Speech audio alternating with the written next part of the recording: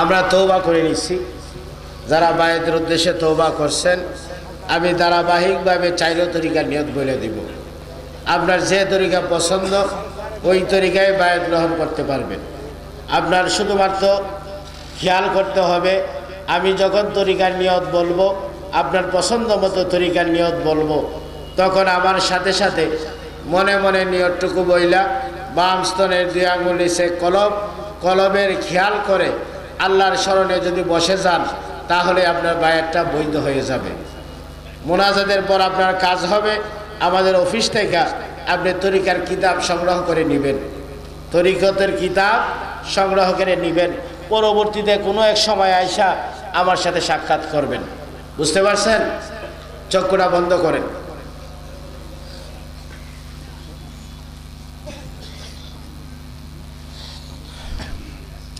চক্ষু বন্ধ করেন।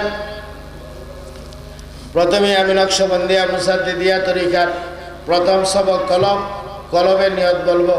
নকশবন্দিয়া মুসাদ্দিদিয়া তরিকার বায়াতের উদ্দেশ্যে যারা তওবা করছেন, আমার সাথে সাথে মনে মনে নিয়তটুকু বইলা বসেন।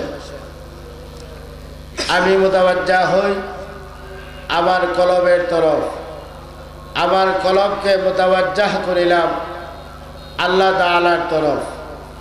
আল্লাহ তাআলার তরফ হইতে আল্লাহ আল্লাহ নামের জিকিরের ফয়েজ আমার পীর সাহেব ও দাদা পীর সাহেবের উসিলাতে আমার কলবে আসে, আর আমার কলব আফসে আফস আল্লাহ আল্লাহ করে।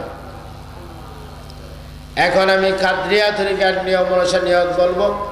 কেউ যদি কাদরিয়া তরিকায় বায়াত গ্রহণ করতে চান, আমার সাথে সাথে মনে মনে নিয়তটুকু বইলা বসেন। আমি আমার কালবের দিকে মুতাওয়াজ্জা আছি। আমার কালব জনাব বিশ্বাস করবা কালবের উসিলায় মাহবুবে সুবহানি কুতুবে রব্বানি সৈয়দ আব্দুল কাদের জিলানী রহমতুল্লাহি আলাইহের কালবের দিকে মুতাওয়াজ্জা আছে। তাহার কালব হইতে হাকিকতে মাকামে তওবার ফয়েজ আমার কালবে আসে। এখন আমি চিস্তিয়া তরিকার নিয়ম অনুসারে নিয়ত বলবো।